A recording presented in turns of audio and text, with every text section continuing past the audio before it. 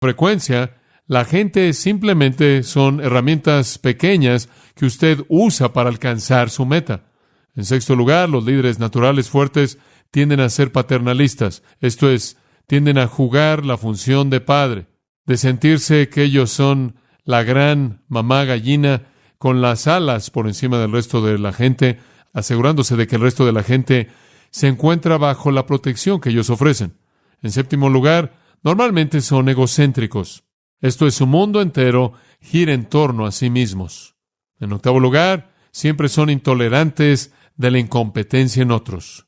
Lo que los voltea de cabeza es cuando alguien no puede hacer lo que ellos esperan que hagan. Y en noveno lugar, siempre son indispensables. Usted nunca podría llevarse sin ellos. Entonces, la perspectiva tradicional del liderazgo es el líder natural fuerte. Y él se caracteriza por ser visionario, estar orientado a la acción, valiente, como alguien que tiene energía, está orientado a los objetivos, es paternalista, está centrado en sí mismo, es intolerante de la incompetencia en otros y es indispensable. Ahora, cuando usted tiene eso en la iglesia, como pastor, usted tiene algunos problemas, realmente los tiene. Usted tiene a muchas personas que están tratando de sobrevivir mientras que este hombre está tratando de vivir sus fantasías. Y me imagino que realmente niega en cierto sentido el requisito primordial del liderazgo bíblico, y eso es que usted va a cumplir las metas de Dios mediante la gente de Dios, no al hacerlo todo por sí mismo. Entonces hay una diferencia. Y no es fácil ser un líder, créame. No es fácil. No es fácil guiar bien. Es lo más difícil en el mundo. Como Snoopy dijo, odio ser el beagle principal. Simplemente hay algo en esa posición que es difícil. Con frecuencia he dicho que el trabajo más difícil en el mundo es ser un pastor. Y no estoy amargado por ello. Me encanta. Pero es el trabajo más difícil en el mundo ser un pastor. Porque como puede ver, usted tiene que organizar y guiar a muchas personas quienes son voluntarios, a ninguno de los cuales usted lo puede mandar. A todos, lo único que le puede decir es, oh, por favor. A ninguno de ellos los puede despedir. Y muchos de ellos, cuando usted comete un error, con prontitud le dicen, es difícil, muy difícil. Y a lo largo de su ministerio de liderazgo y estar en el pastorado del liderazgo, pero a lo largo de esto, siempre hay suficientes éxitos para mantenerlo involucrado y suficientes fracasos como para mantenerlo en sus rodillas. Y la gente que le recuerda de ambos. No es fácil. Hay tensiones en el liderazgo. Permítame decirle cuáles creo yo que son algunas. Creo que ser un líder lo lleva a usted a enfrentar con ansiedad real. La primera es la que yo llamo subestimación personal o el temor al fracaso. Los líderes, en cierta manera, viven con el temor al fracaso porque no hay manera de arrastrarse amablemente. Ahí está usted en toda su gloria, tropezándose. ¿Se da cuenta? El temor al fracaso. Eso es algo que usted tiene que enfrentar. La realidad es que en su humanidad y en su debilidad, usted tiene a toda esta gente siguiéndolo a usted. Y usted puede caer. Y usted puede fracasar. Y entonces, usted tiende a subestimarse a sí mismo y volverse temeroso. Eso es algo que usted tiene que enfrentar. En segundo lugar, creo que los líderes sufren de la tensión de no confiar en su propio juicio. Y con eso, quiero decir que algunas veces usted tiene que tomar decisiones que son bastante difíciles. Digo, algunas veces usted tiene que tomar una decisión que inclusive usted tomaría. Un amigo se le va a acercar y le va a decir, ¿qué debo hacer? Y lo colocan en una posición difícil, ¿no es cierto? Usted ahora está en la posición de líder. ¿Qué es lo que va a decir? Quizás su primer pensamiento es, hombre, no quiero decir nada porque si digo lo equivocado, entonces estoy muerto. Y entonces hay algunas personas que nunca asumen una posición de liderazgo porque tienen una desconfianza tan grande en su juicio personal. Y todos los líderes, creo yo, tienen que enfrentar eso. Es muy difícil tener confianza absoluta en su juicio. Esa es la razón por la que el único lugar en el que yo jamás querría ser un líder será en la iglesia de Jesucristo, bajo el poder del Espíritu Santo, para que lo tuviera Él como parte del proceso.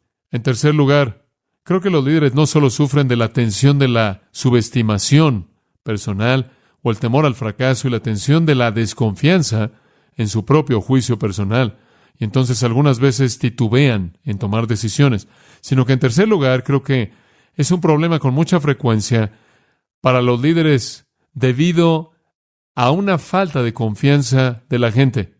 Conozco un pastor que terminó con un ataque nervioso simplemente porque él no tuvo la capacidad de darle a alguien algo que hacer y después dejar que ellos lo hicieran. Él constantemente quería supervisarlos para asegurarse de que se hicieran bien las cosas, por temor de que él fuera acusado por estar haciendo un trabajo mal hecho. Y entonces hay una falta de confianza en la gente. Y esta es una tensión en el liderazgo. Usted teme que alguien no va a hacer algo. Y usted le dice a alguien, aquí está tu tarea que quiero que hagas. Y si ellos no hacen eso, esa es una tensión para usted. Y claro, eso es legítimo, porque en un sentido usted es responsable.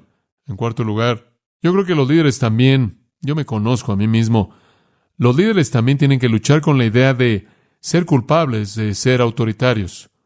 Ser culpables por ser autoritarios. Yo realmente enfrento esto en mi propia vida porque tiendo simplemente a ser autoritario cuando llego a la palabra de Dios y algunas veces alguna persona querida se me acerca y dice, oh, aquí está mi problema, me cuenta su problema y yo le digo, bueno, claro, la Biblia dice, usted sabe, y le presento 4 versículos. Ahora, vaya y resuelva su problema. Y en cierta manera salen intimidados, usted sabe. Y sabe una cosa, usted se da cuenta de que en una posición de liderazgo, usted tiene que ser fuerte y usted tiene que adoptar una posición de autoridad en un sentido, y usted tiene cierta cantidad de culpabilidad porque usted en cierta manera ha empujado a la gente a estas cosas y usted cree que está en lo cierto. Usted tiene que enfrentar eso. Y creo que lo que siempre está en su mente si usted es un líder es que alguien en algún lugar esté enojado con usted. Siempre. Y si es solo únicamente una persona, usted realmente está muy bien.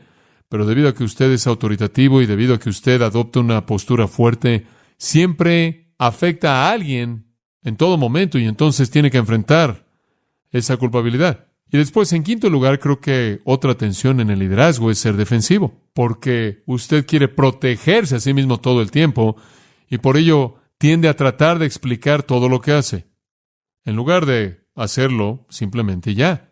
Usted, en cierta manera, quiere mantener todo claro.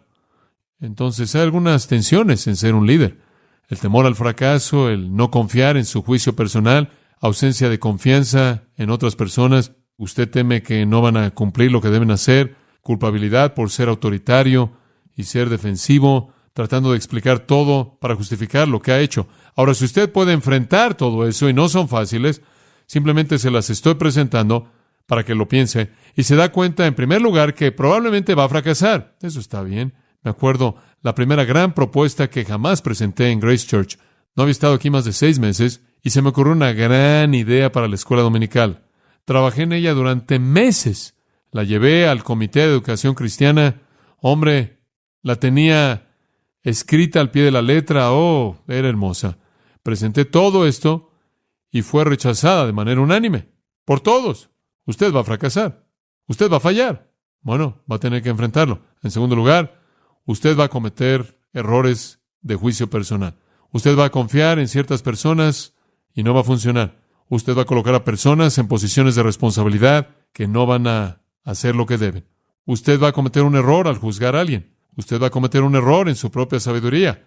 Usted va a decirle a alguien que haga algo y no fue lo correcto. Necesita reconocer eso. En tercer lugar, la gente no va a hacer lo que debe.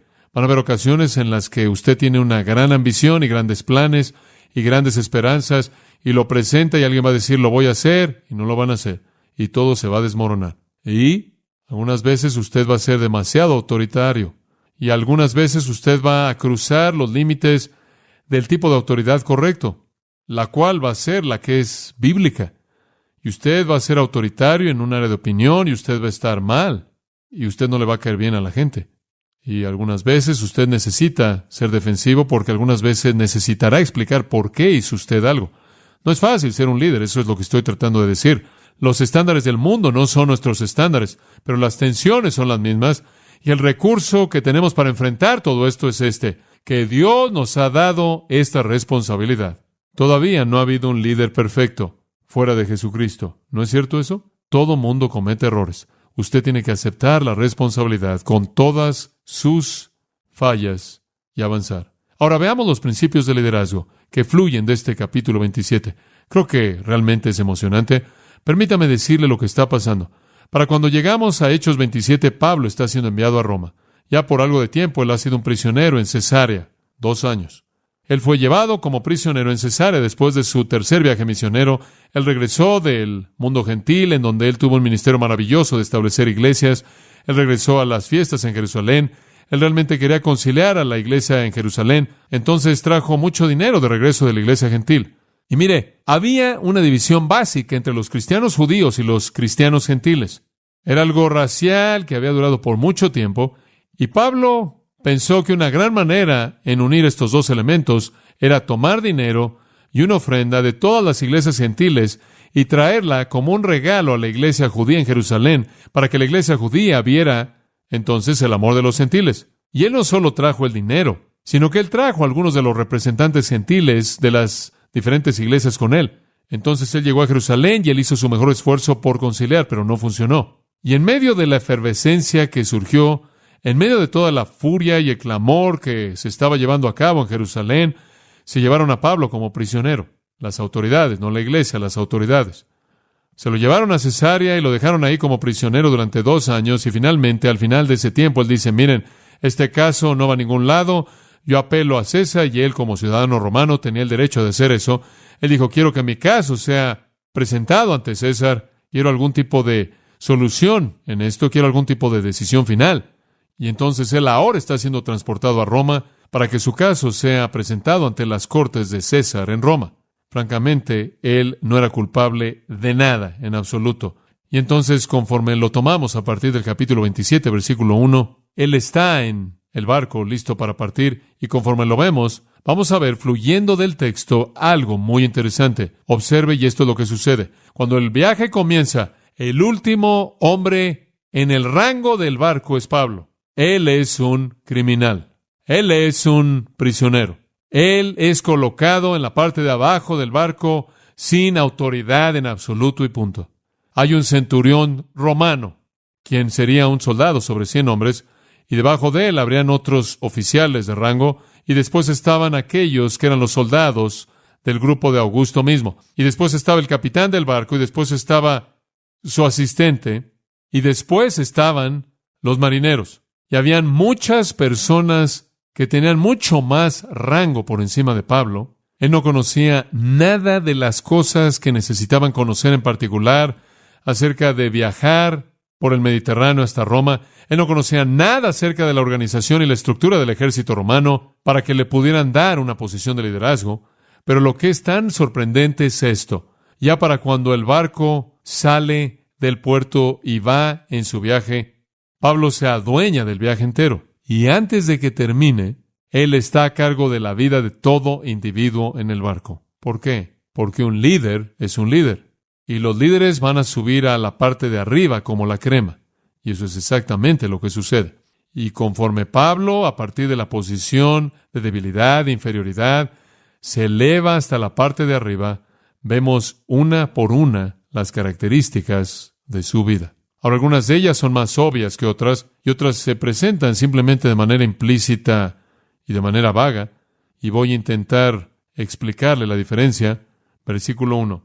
Cuando se decidió que habíamos de navegar para Italia, habíamos, refiriéndose a Pablo y a Lucas, sin duda, porque Lucas es el autor de los Hechos y él usa el nosotros, entregaron a Pablo y a algunos otros presos a un centurión llamado Julio, de la compañía Augusta, y embarcándonos en una nave adramitena, este es el puerto con el que se identificaba la nave, que iba a tocar los puertos de Asia, zarpamos, lo cual significa navegar, estando con nosotros Aristarco, macedonio de Tesalónica.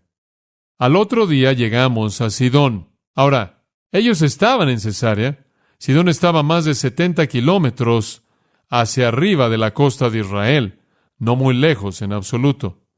Llegaron a Sidón, y esto es interesante, y Julio siendo el comandante del centurión de la compañía Augusta, tratando humanamente a Pablo, le permitió que fuese a los amigos para ser atendido por ellos.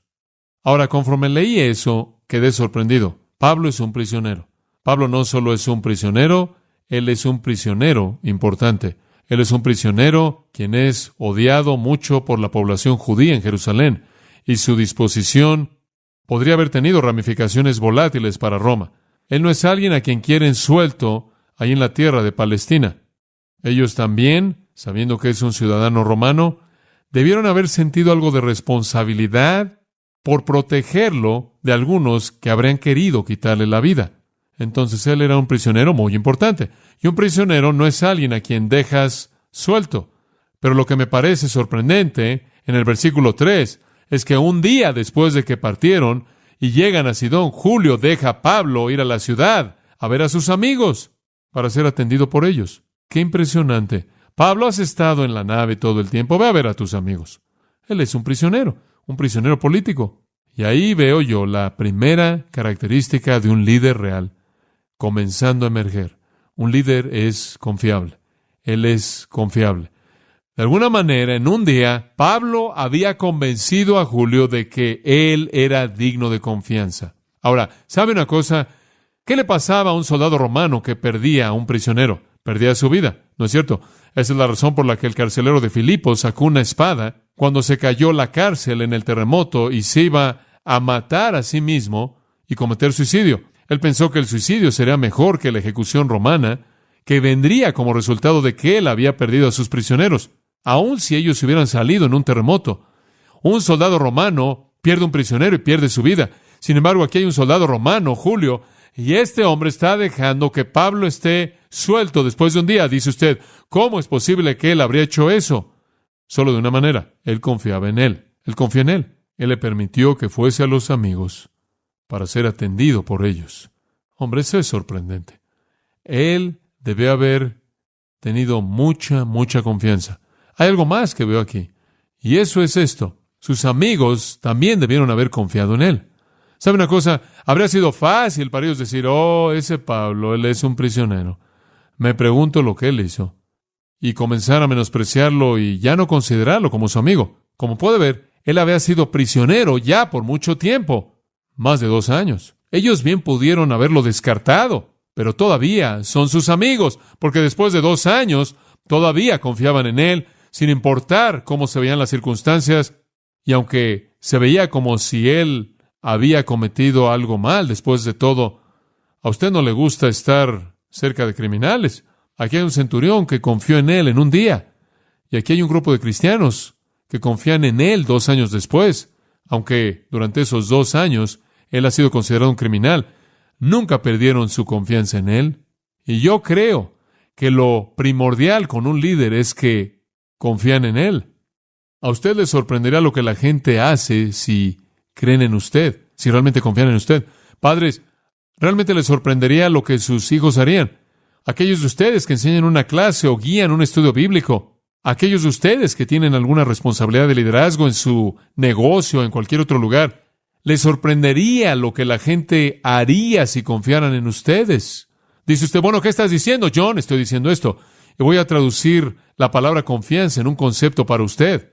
Ellos tienen la confianza de que usted todavía tiene los mejores intereses de ellos en el corazón de usted. ¿Sabe usted lo que Julio creyó? Si yo puedo ver esto en el texto, Julio creyó que Pablo nunca haría algo que resultaría en que Julio fuera lastimado. ¿Escuchó eso? La gente confiará en un líder cuando creen que ese líder tiene los mejores intereses de ellos en el corazón del líder. Y yo creo que lo que realmente está diciendo es que si usted realmente va a guiar, usted tiene que guiar desde el punto de vista de ser un siervo. Pablo dice en 1 Corintios 4, cuando todo ha sido hecho y dicho, que se ha dicho de nosotros que fuimos los juperetes de Cristo, los remeros de tercer nivel de galeón, que se ha dicho de nosotros que fuimos siervos. 1 Corintios 3 dice, ¿qué somos sino siervos? Jesús dijo, aun yo no vine a ser servido, sino ¿a qué? A servir el ministerio. Como puede ver, usted guía desde el punto de vista del servicio, y la gente cree que usted busca los intereses de la gente y ellos van a confiar en usted. Tan pronto como la gente comienza a creer, ahora escuche esto, tiene a usted en su corazón, van a dejar de confiar en usted. Comenzarán a sentir que están siendo usados para que usted alcance sus propios fines.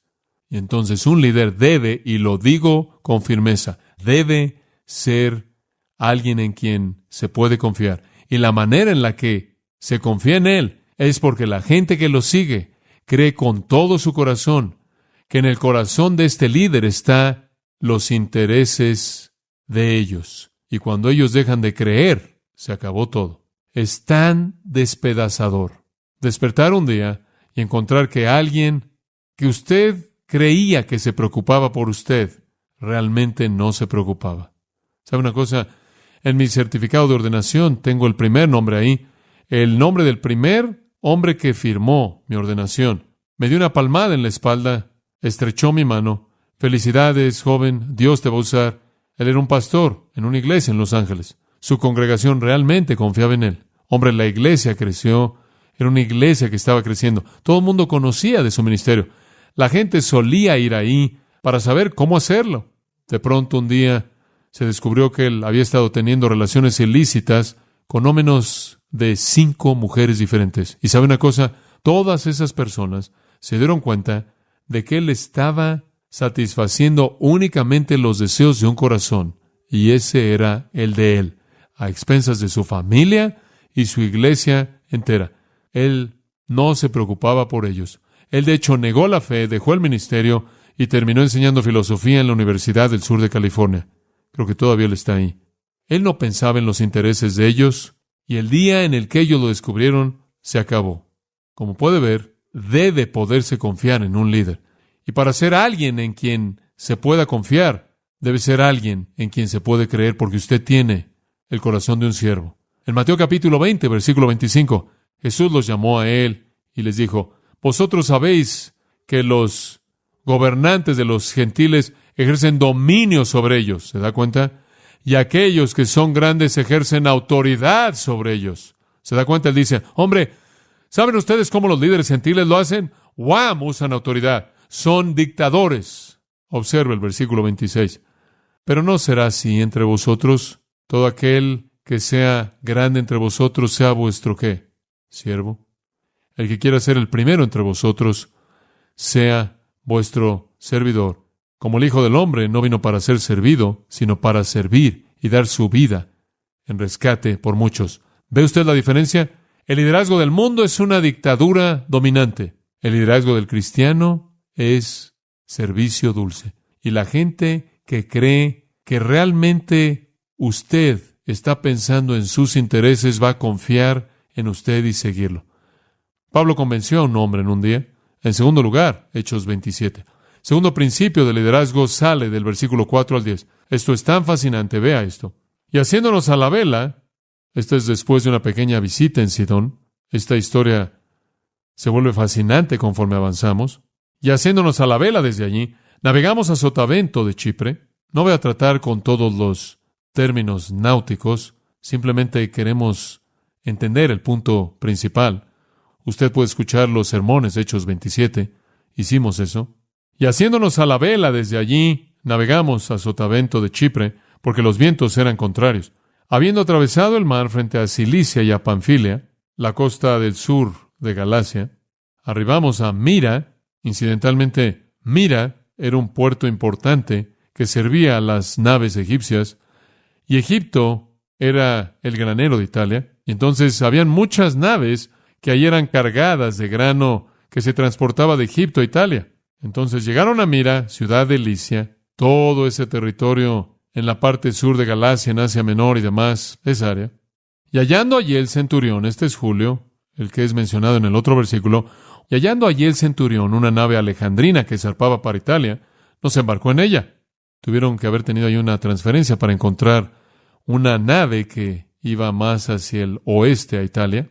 Nos embarcó en ella. Navegando muchos días despacio, llegando a duras penas frente a Gnido, porque nos impedía el viento, navegamos a Sotaventa de Creta, frente a Salmón, y costeándola con dificultad, llegamos a un lugar que llaman Buenos Puertos, cerca del cual estaba la ciudad de Lasea. Ahora, todo eso simplemente para decir que están progresando más bien lento, que parecía que ellos simplemente no podían ir demasiado lejos, y que se detenían todo el tiempo. Finalmente llegaron a buenos puertos. Ahora observe lo que sucede. Todo lo que está pasando en buenos puertos, tratando de negociar lo que estaba pasando ahí en esa nave, tratando de comprar una carga o deshacerse de una carga o algo, tomó tiempo. Y entonces, en el versículo 9, y habiendo pasado mucho tiempo y siendo ya peligrosa la navegación, por cierto, esto quizás fue en mi cronología, en algún punto entre el 14 de septiembre y el 11 de noviembre, la cual era la temporada peligrosa para navegar en el Mediterráneo, en algún punto en lo que conocemos como el otoño, por haber pasado ya el ayuno. Observe esto. Pablo les amonestaba. Dice usted, Pablo, bueno, ¿qué tiene él que ver con esto? Él es un prisionero. Aquí está el segundo principio del liderazgo. Los líderes siempre toman la iniciativa. Los líderes siempre toman la iniciativa. Diciéndoles, varones, veo que la navegación va a ser con perjuicio y mucha pérdida, no solo del cargamento y de la nave, sino también de nuestras personas. Deténgase ahí. Miren, señores, no podemos irnos ahora. Es el tiempo del peligro. No podemos irnos. Percibo que si nos vamos a tener muchos problemas. Y dice usted, ¿por qué Pablo no simplemente se sienta ahí y cierra su boca? ¿Quién es él? ¿Por qué no eres un buen prisionero? Hombre, ¿por qué estás gritando? Tienen a muchos otros prisioneros en esta nave. De hecho, esta nave literalmente estaba llena de gente. No nada más eran 6 u 8 personas aquí. De hecho, en el versículo 37 dice, éramos todas las personas en la nave. Eran 276 personas. Entonces, 276 personas en este barco. ¿Quién eres tú, hombre? Pero él dice, yo percibo, caballeros, que necesitamos proceder de cierta manera. Lo que él está haciendo es tomar la iniciativa. Y sabe una cosa, usted siempre puede identificar a un líder porque eso es lo que él hace. Es la marca de un líder. Aunque su rango es un lugar de subordinación, él toma la iniciativa. Y una vez que él tomó la iniciativa en este viaje, él nunca la volvió a dejar. Imagine una situación como esta. Esta es una historia verdadera. En el 444 a.C., la situación de Jerusalén fue terrible. La ciudad estaba en destrucción. Había estado en destrucción y desolada durante más de 150 años. La ciudad amada por Dios, Jerusalén. Los judíos habían regresado de la cautividad por más de 80 años, pero el trabajo de reconstruir el muro, como vimos cuando estudiamos Zacarías, y la ciudad principal realmente nunca se había acabado. Pero hubo un hombre llamado Nehemías, y Nehemías tomó la iniciativa.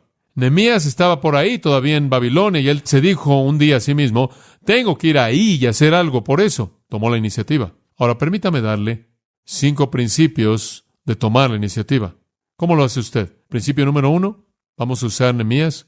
Lea el libro de Nehemías y usted lo verá todo ahí. En primer lugar, Nehemías, y aquí está el primer principio de tomar la iniciativa, él se identificó con la necesidad. El liderazgo tiene una manera de cristalizar el problema, concretar el problema y reconocer la necesidad.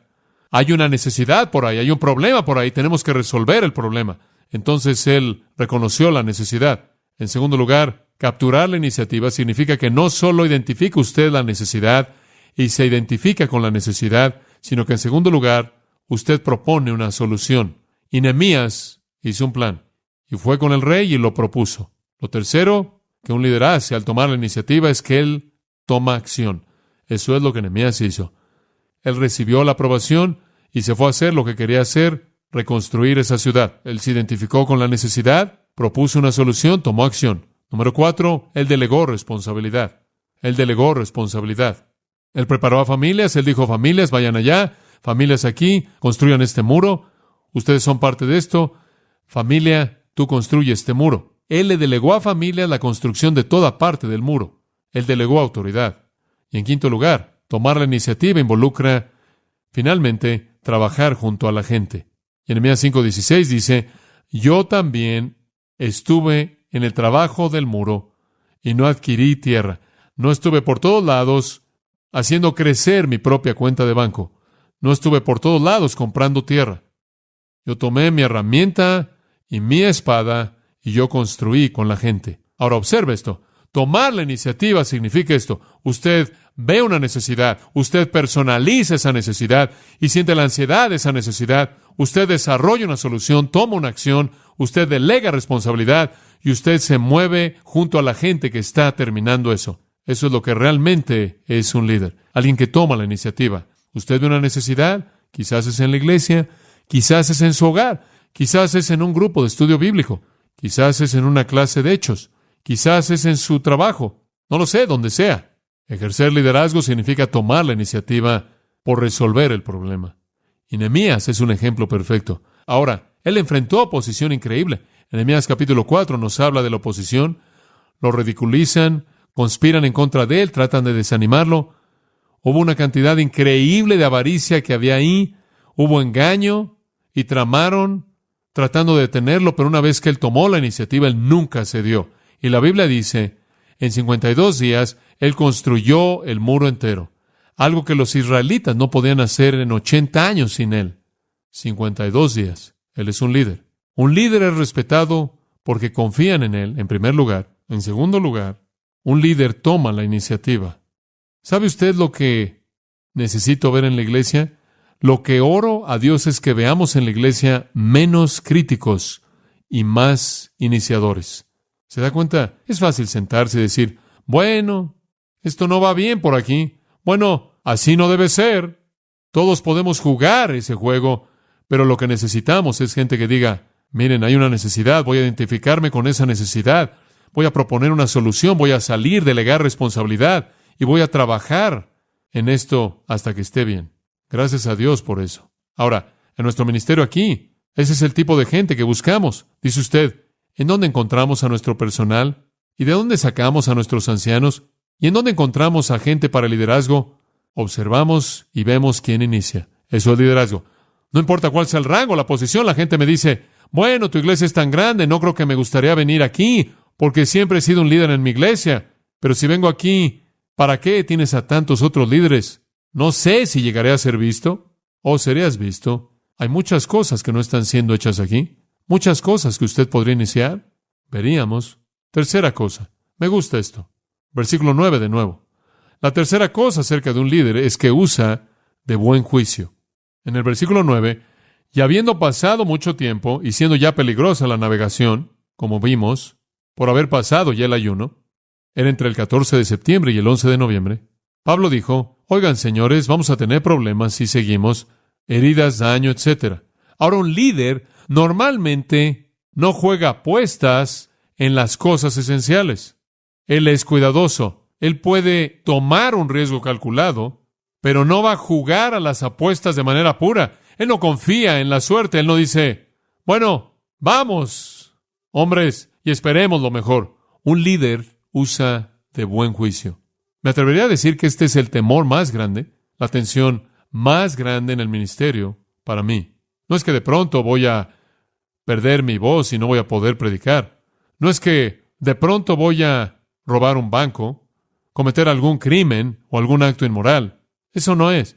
El temor más grande que tengo en el ministerio es que yo haga algo torpe y que todo el mundo diga, no podemos seguir ese hombre. La próxima vez lo vamos a seguir todos y nos vamos a caer del puente. Y sabe una cosa, en los pocos años de mi ministerio en tener consejería con pastor tras pastor tras pastor, la razón más común por la que los hombres fracasan en el pastorado no es debido a un problema moral, no es debido a su predicación, no es debido a que no visitan o hacen lo que la iglesia espera, es porque no usan de buen juicio.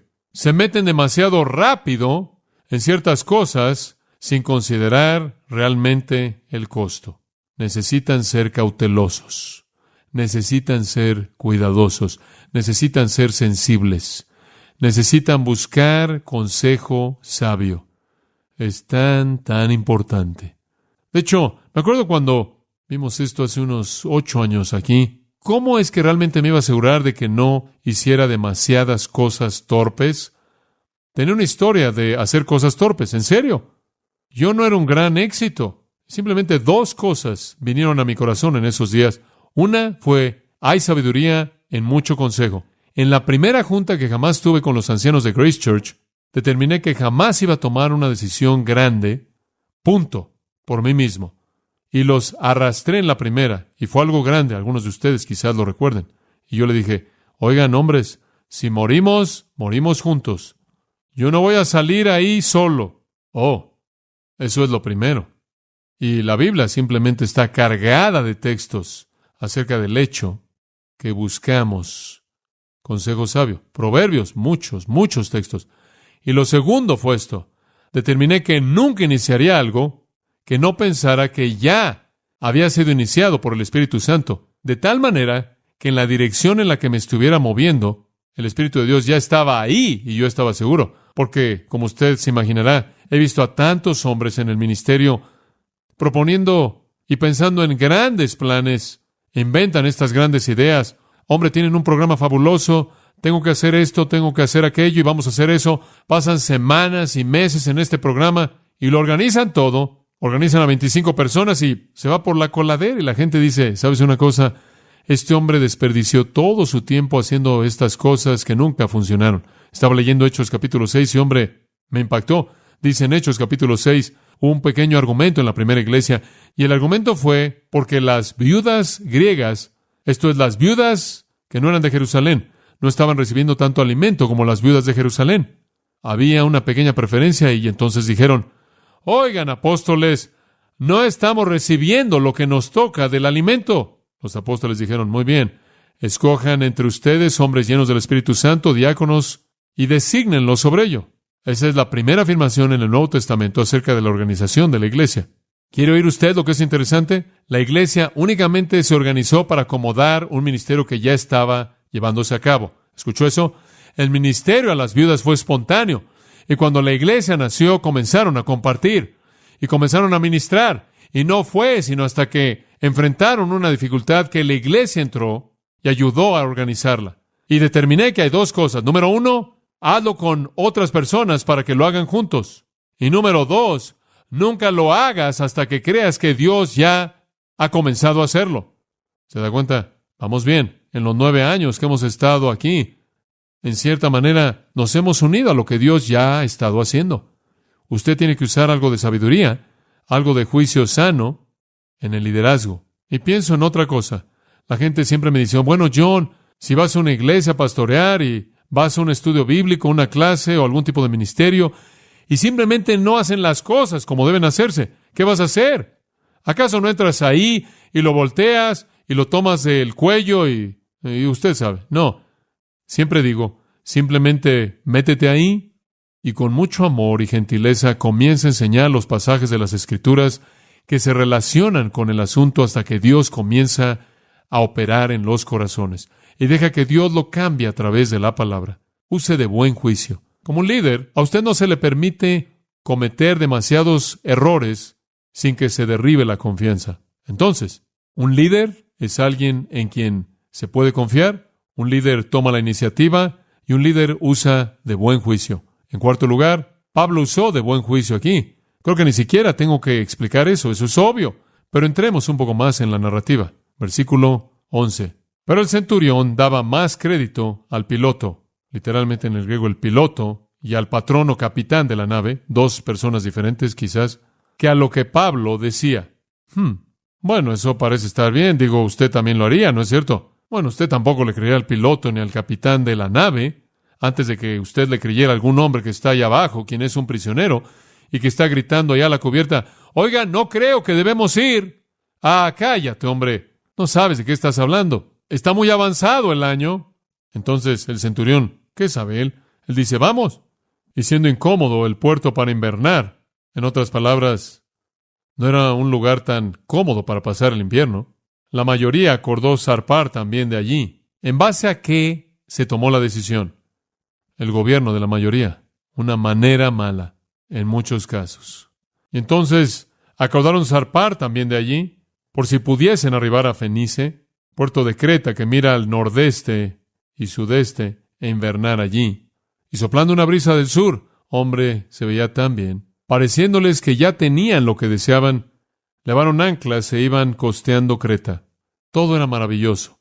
El viento del sur simplemente iba soplando de manera tan hermosa. Como puede ver, no era el viento del sur lo que temían, era el viento del norte. Y mientras el viento del sur soplaba, todo era maravilloso. Pero no mucho después dio contra la nave un viento huracanado llamado Euroclidón. Esto no fue lo que ellos habían planeado. Esto es exactamente lo que Pablo esperaba. Como puede ver, él sabía, él fue sabio, él usó de juicio cuidadoso. Y siendo arrebatada la nave, y no pudiendo poner proa al viento, nos abandonamos a él y nos dejamos llevar. En otras palabras, no podían pelear contra el viento para mantenerse en curso. Simplemente dejaron que el viento llevara la nave. Y habiendo corrido a sotavento de una pequeña isla llamada Clauda, con dificultad pudimos recoger el esquife, y eso significa el bote salvavidas. Había un bote salvavidas y tuvieron dificultad en asegurarlo. Solían arrastrar el bote salvavidas detrás de la nave grande con una cuerda y no podían mantenerlo amarrado al barco. Temían perderlo, porque si usted perdía el bote salvavidas, usted estaba en muchos problemas, porque entonces si usted tenía un accidente o algo, usted no tenía manera de salir de la nave y encontrar seguridad en otra nave. Entonces lo necesitaban, pero difícilmente podían asegurarlo. Versículo 17, y una vez subido a bordo, ellos finalmente lo habían colocado a bordo, usaron de refuerzos para ceñir la nave. Ahora esta fue una costumbre antigua, y lo que era ceñir la nave es que tenían estas cuerdas grandes que rodeaban el casco de la nave. Literalmente las colocaban alrededor del casco de la nave. Las amarraban a un torno y las jalaban, porque lo único que mantenía unida a la nave eran ganchos.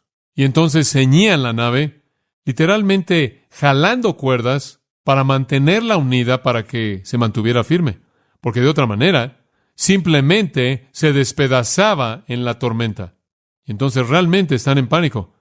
Subieron el bote salvavidas, ciñeron la nave y teniendo temor de dar en la Sirte. Y la Sirte, incidentalmente, es la tumba de las naves en la costa del norte de África. Ahora usted conoce la tierra de Israel y cómo baja así, y después la parte norte de África está por aquí.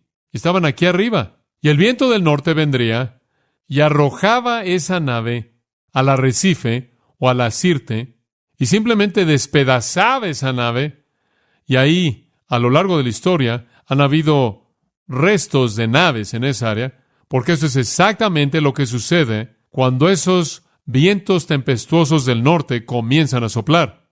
La nave no puede mantener su curso y es aventada a la Sirte, y ahí es destruida, y los hombres se ahogan. Entonces, con este gran temor, arriaron las velas, esto es, bajaron sus instrumentos y quedaron a la deriva. Pero siendo combatidos por una furiosa tempestad, al siguiente día empezaron a lijar. Y al tercer día, con nuestras propias manos, dice Lucas, arrojamos los aparejos de la nave, todas las cosas que necesitaban para guiar la nave. Y no apareciendo ni sol ni estrellas por muchos días, y acosados por una tempestad no pequeña, ya habíamos perdido toda esperanza de salvarnos. Y ya para este momento alguien está diciendo, ¿cuál era el nombre del prisionero que estaba allá abajo? ¿No dijo algo acerca de que esto iba a pasar? Y la confianza en Pablo probablemente está comenzando a crecer. Y versículo 21, Pablo se da cuenta de que es el momento. Entonces Pablo, como hacía ya mucho que no comíamos, puesto en pie en medio de ellos, ahora de pronto ya no hay prisionero alguno, y ya no hay soldado alguno, y ya no hay marinero alguno.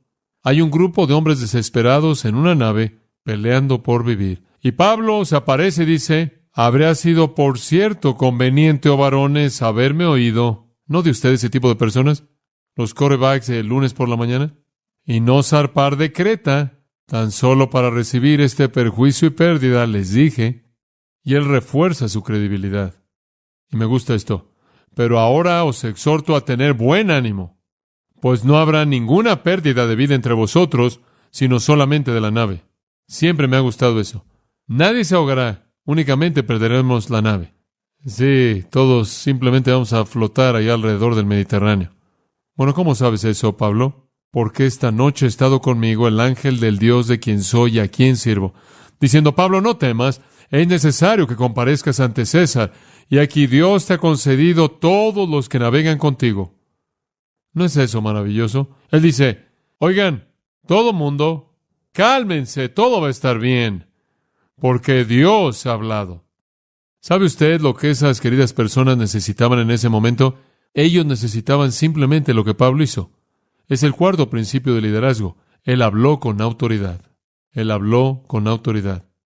Usted sabe, denuedo. Dice usted, ¿cómo es que él puede ser tan valiente? Número 1, él conocía su tema. Y número 2, él lo creyó. ¿Y sabe una cosa? Eso es lo que usted tiene que tener en el púlpito. Eso es lo que usted tiene que tener cuando enseña la Biblia. Autoridad. En Mateo capítulo 7, versículo 29, dijeron de Jesús, habla como quien tiene ¿qué? Autoridad. Y hombre, eso era nuevo. Él conoció su tema y lo creyó. Y Pablo dice, yo conozco mi tema, Dios me dijo, y digo, esto realmente va a pasar. Y él podía hablar con autoridad. Y sabe una cosa, esa es la razón por la que puedo hablar con autoridad. Si alguien se me acercara y dijera, bueno, ¿qué piensas acerca de la situación del Canal de Panamá? De hecho, un hombre me preguntó, ¿qué crees acerca de lo que deberíamos hacer en el Canal de Panamá? Me acuerdo cuando estuve en la ciudad de Panamá una vez, los insectos están realmente fuertes ahí. Tenían estas cosas en las calles que mataban los insectos. Usted sabe, los mataba y eso es lo único que me acuerdo. No sé, supongo que no sé. ¿Qué haría? Alguien me dice, ¿qué piensas acerca de la inmoralidad? Le voy a decir lo que creo acerca de la inmoralidad. Dice aquí en la palabra. ¿Se da cuenta? Es algo totalmente diferente. ¿Por qué? Porque conozco el tema y lo creo. Porque tengo una autoridad. La gente está buscando una autoridad. ¿Sabía usted eso? ¿Qué cree usted que se habría hecho si Pablo se hubiera puesto de pie y hubiera dicho, señores, yo creo que quizás sobrevivamos? ¿Se da cuenta? Eso no ayudaría. Escuche, si usted tiene la verdad, háblela con autoridad. ¿No es cierto? No hay nada de qué avergonzarse. Hablará con autoridad cuando usted conoce la verdad y la cree. Un líder debe hablar con autoridad. Y si usted va a hablar con autoridad, más vale de que se asegure que su autoridad es Dios, ¿verdad? Pablo habló con autoridad. Oh, eso es tan bueno. Jesús dijo, toda potestad o autoridad me ha sido dada. Y después Él nos la transmitió. Grandioso. Pablo habló con confianza. Pablo habló con convicción. En base a la palabra de Dios en esa noche para él. Y amados, si usted es un líder, entonces hable con autoridad. No tiene que estarle dando la vuelta al asunto o estar apenándose y estarle dando la vuelta y estar evadiendo el hablar la palabra de Dios, la verdad de Dios. Háblela. ¿Sabe una cosa? Es sorprendente. Usted tiene mucha gente en una discusión, por ejemplo, acerca del tema del cáncer. Uno es un mecánico, uno es un predicador, una es un ama de casa y uno es un cirujano. Todo el mundo dudará lo que los primeros tres digan y van a creer todo lo que el cirujano diga, porque él habla como quien tiene autoridad. La gente confía en aquellos que creen que tienen autoridad. Eso es parte del liderazgo. Y eso no es ser grosero con otros e imponerse sobre otros. Es ejercer un tipo de autoridad suave que depende del conocimiento de la verdad. Y en su ocupación, si sabe que es lo correcto, permanezca fiel a eso. Eso es liderazgo. Pablo le dice a Timoteo, en 1 Timoteo 4:11, le dice, escucha, estas cosas, me encanta esto. Esto manda y enseña. El otro día estábamos hablando en la junta de pastores y alguien dice, bueno, sí, parece que Dios sugiere eso en las Escrituras. Y alguien dijo, ¿realmente crees que Dios sugiere? Digo, ¿tenemos las 10 sugerencias o los 10 mandamientos? ¿Alguna vez oye usted a Dios diciendo, me gustaría compartir algo con ustedes? Tengo un pensamiento, podría valer la pena que lo consideren. Así dice Jehová. Si es verdad en la Biblia y usted lo cree, háblelo con autoridad. Eso es liderazgo. Vayamos a un quinto principio. Al tener confianza y hablar con autoridad, es sorprendente cómo usted, en quinto lugar, fortalece a otros. Es otra característica del liderazgo. Fortalece a otros. Y sabe una cosa, esto también puede ser usado de una mala manera. Hitler hizo esto. Habló con autoridad e hizo que una nación entera sintiera que era invencible. En el versículo 22, él dice, pero ahora os exhorto a tener buen ánimo. Y sigue, y después dice otra vez en el versículo 25, por tanto, varones, tened buen ánimo, porque yo confío en Dios, que será así como se me ha dicho. Y lo que realmente sucede es que está derramando toda esta autoridad y simplemente está llegando a la gente a la que Él está tratando de guiar. Y ellos están comenzando a sentirse mejor acerca de todo. Aún en el mismo desastre, pero sintiéndose mejor. ¿Sabe una cosa? Básicamente hay 3 tipos de personas con los que los líderes tienen que tratar. Primera de Tesalonicenses 5:14. ¿Está listo para escuchar esto? 3 tipos de personas que en cierta manera tiene usted que edificar. Número 1, dice, también nos rogamos, hermanos, que amonestéis a los ociosos. El primero son los ociosos. ¿Sabe usted quiénes son los ociosos? Son la gente que no sabe dónde están los límites. Están por todos lados. Y a usted les dice, mira, amigo mío, permíteme levantar algunas rejas, algunos límites. Mira, esto es lo que es permisible. ¿Lo ves? No puedes salirte de aquí. Tengo que advertirte porque si lo haces, problemas. Entonces, amonestas a los ociosos. Y sabe una cosa, quieren vivir todo el tiempo a la orilla, corriendo hasta la orilla y jugando con todo cerca de la orilla. ¿Se da cuenta? Entonces usted tiene que trazar algunos parámetros. Después, en segundo lugar, en Primera de Tesalonicenses 5:14 dice, que alentéis a los de poco ánimo. Ahora, eso es lo opuesto. Esa es la gente que está ahí escondiéndose a la mitad por el temor de que puedan llegar a la orilla. ¿Se da cuenta? Son los legalistas. No quieren intentar nada. Y entonces, cuando usted está trabajando con la gente, usted tiene que evitar que algunas personas salgan desbocadas y usted tiene que hacer que algunas personas empiecen a moverse. Entonces, usted tiene a los ociosos, los de poco ánimo, los tímidos que necesitan ser empujados, y después usted tiene a los débiles, y los débiles son aquellos que necesitan atención especial en algún área. Entonces, un líder tiene que fortalecer a otros. Fortalecer a los ociosos significa trazar algunos parámetros, algunos límites. Fortalecer a los de poco ánimo significa empujarlos a que se aventuren a hacer algo. Y fortalecer a los débiles significa prestar atención especial a su debilidad para edificarlos en esa área. Y Pablo tuvo la capacidad de hacer eso mediante su gran confianza, mediante su gran valentía, fortaleció a otros. Entonces un líder es respetado y la gente confía en él. Toma la iniciativa, usa de buen juicio, habla con autoridad, fortalece a otros. En sexto lugar, y me gusta esto viene de los mismos versículos. Él es optimista y entusiasta. Alguien me dijo esta mañana, y me lo dijeron buscando ser amables, así lo tomé. Me dijeron, ¿sabes una cosa? Realmente nos da gusto que estés de regreso. No que lo que tienes que decir es mejor de lo que cualquier otra persona, pero simplemente es como lo dices con tanto entusiasmo. ¿Se da cuenta? Bueno, eso es bueno. Quiero ser entusiasta. Tenía un artículo aquí, se los iba a dar. Se titula Enciéndete, escrito por una dama aquí, y estaba en el diario. Dice, he estado hablando con Lorraine y me dejó sintiéndome como el nido de pájaros del año pasado. Todo hueco, todo vacío y desgastado. Usted ha conocido a gente como Lorraine, ¿no es cierto? Claro que sí, millones de ellos. Son tan comunes, de hecho, que amenazan en convertirse en una epidemia nacional. ¿Cuál es el problema con ellos? ¿Están en muchos problemas? No más que el ciudadano promedio. ¿Enfermos? No. ¿Aplastados por la tristeza, el remordimiento o la desesperanza? Difícilmente. Entonces, ¿cuál es el problema con ellos? La mancha más antigua en la tierra. Carecen de entusiasmo.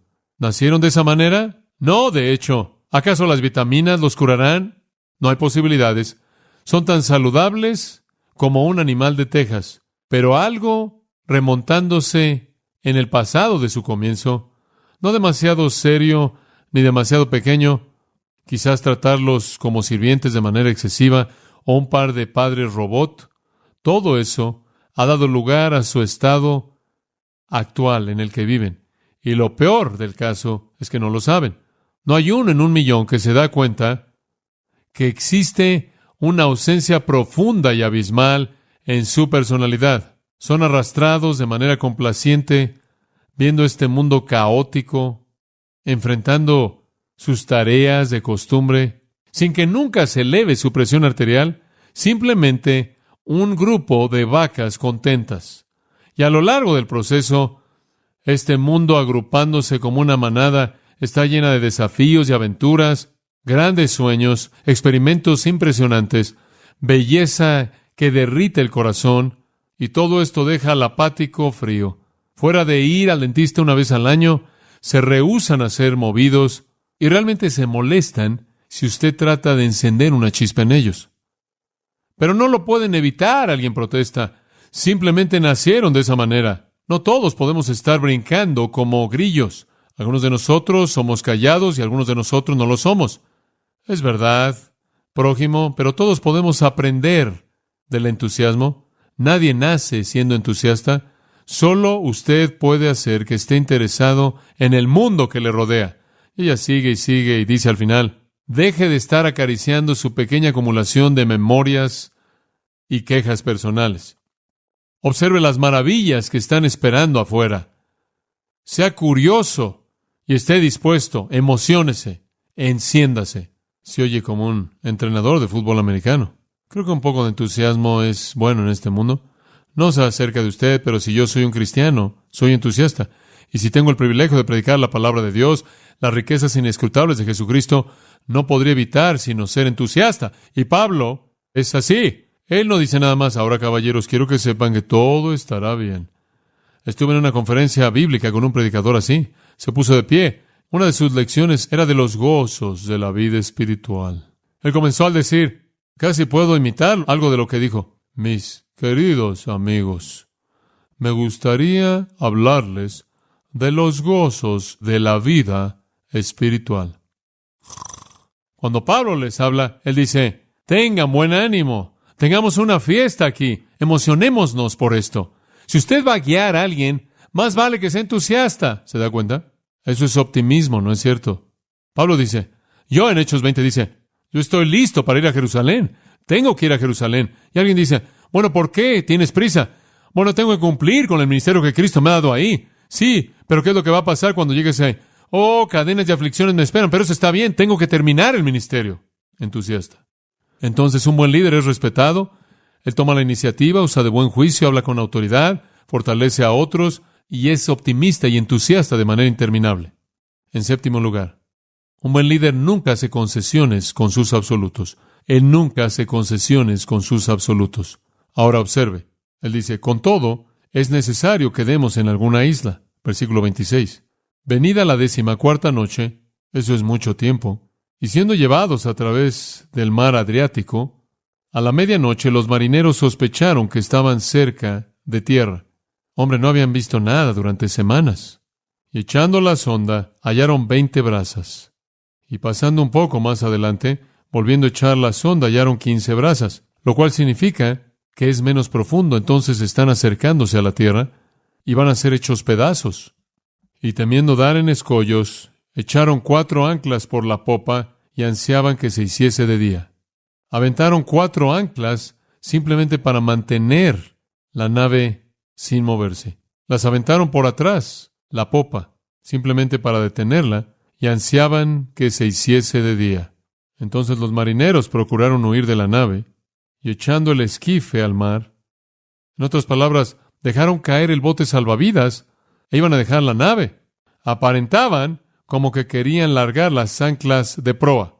Pretendiendo colocar anclas por la parte del frente de la nave, realmente están bajando el bote salvavidas para tratar de escapar. Los marineros estaban tratando de escapar. Ahora estás en muchos problemas cuando la tripulación se va. Pero Pablo dijo al centurión y a los soldados, si estos no permanecen en la nave, vosotros no podéis salvaros. Escuche, hay una regla aquí. Dios dice, todos ustedes serán salvados únicamente si se quedan en la nave. ¿Y sabe una cosa?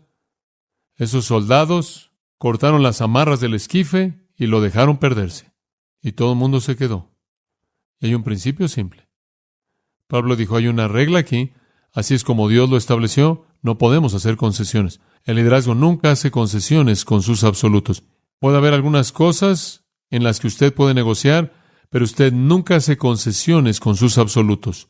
Y yo creo que toda persona tiene que determinar cuáles son sus absolutos. Cada uno de nosotros tiene que determinar las verdades de la palabra de Dios, de las que dependemos, y usted no puede hacer concesiones con ellas. Siempre existe esa tentación. La palabra de Dios enseña cierto principio acerca de algo, pero la persona es tan amable. Usted simplemente no quiere implementar la palabra de Dios. Usted no puede hacer concesiones. Tan pronto como usted empieza a hacer concesiones, usted comienza a perder su integridad, y tan pronto como usted pierde su integridad, usted pierde a sus seguidores. Usted debe determinar qué absolutos hay, usted debe determinar un estándar justo, usted debe determinar lo que es correcto para lo que usted está guiando, lo que está haciendo usted, y nunca hacer concesiones con eso. Y cuando usted comienza a hacer concesiones, usted entrega su virtud, y cuando usted entrega su virtud, usted entrega su alma, y cuando usted entrega su alma, usted se ha entregado a sí mismo. Entonces, un líder nunca hace concesiones con los absolutos. Lo que es verdad siempre es verdad, y siempre tiene que ser verdad. Ahora, permítame tan solo terminar al darle unos cuantos más aquí, rápidamente. Este es el número 8. Me encanta esto. Un líder se concentra en objetivos, no en obstáculos. Versículo 33. Cuando comenzó a amanecer, Pablo exhortaba a todos que comiesen, diciendo: este es el 14º día que veláis y permanecéis en ayunas sin comer nada. Ellos no han comido por 14 días. Nada, no han comido por 14 días. Por tanto, os ruego que comáis por vuestra salud, pues ni aun un cabello de la cabeza de ninguno de vosotros perecerá. Pablo nunca ni siquiera pensó en la tormenta. Él nunca siquiera pensó en los problemas. Él dijo: oigan, hombres, tenemos que comer aquí para que podamos enfrentar esto cuando venga. Es evidente que él había visto más allá de los obstáculos a lo que iba a suceder. Él no estaba preocupado por la tormenta. Él no estaba preocupado por el naufragio. Él simplemente quería asegurarse de que todos estuvieran con buena salud cuando llegaran a la costa, para que pudieran llegar ahí nadando y sentirse bien. Así es con un líder. El líder es como un buen corredor de vallas. Él nunca ve la valla.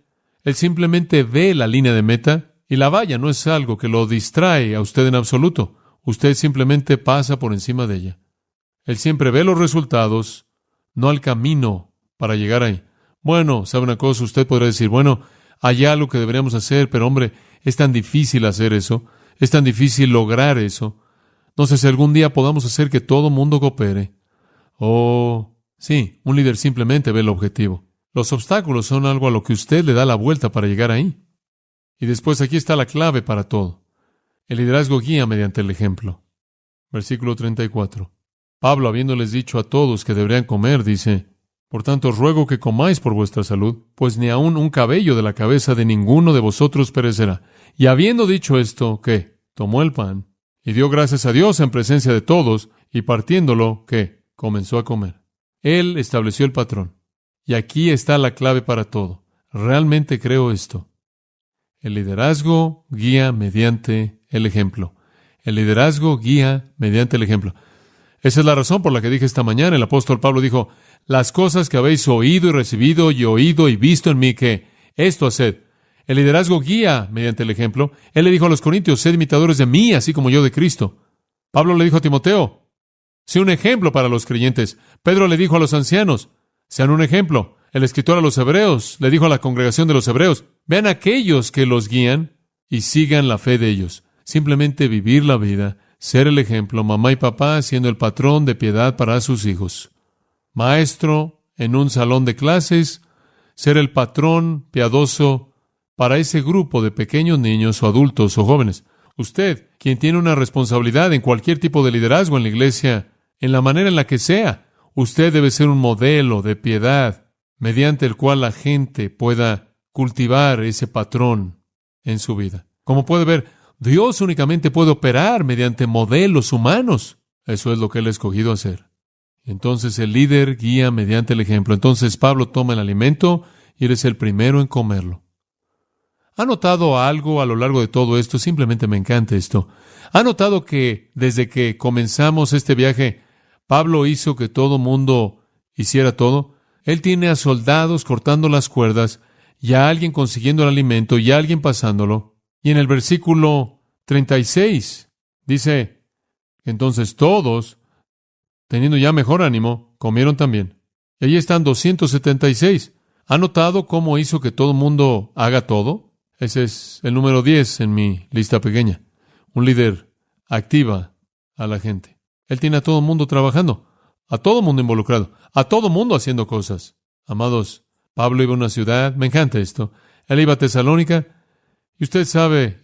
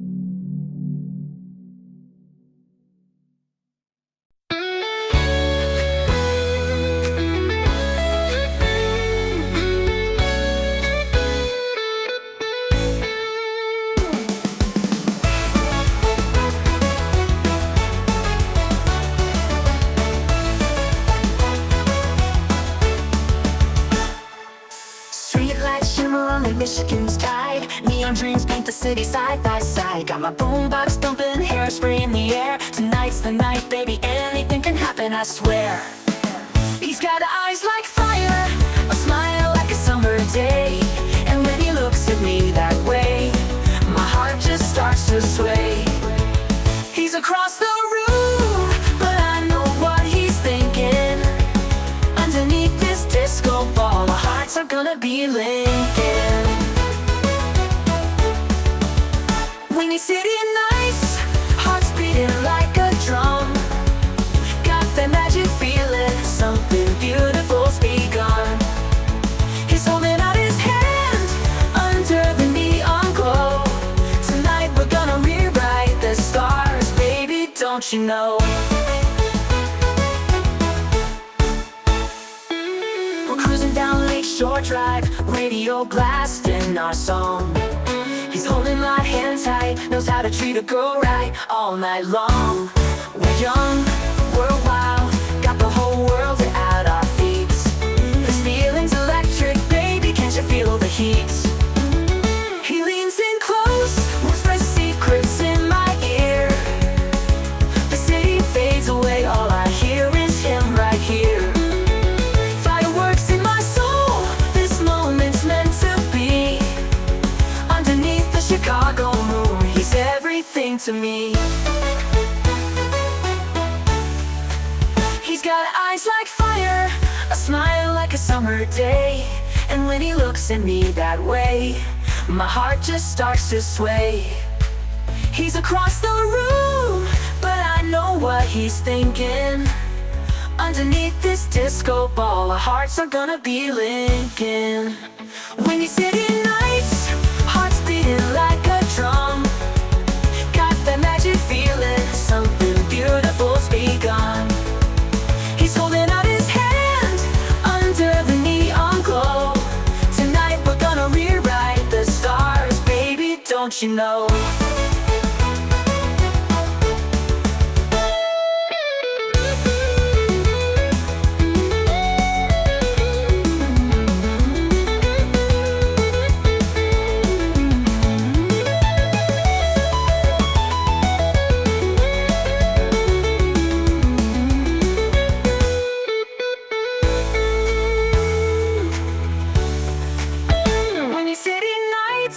Hearts beating like a drum. Got that magic feeling, something beautiful's begun.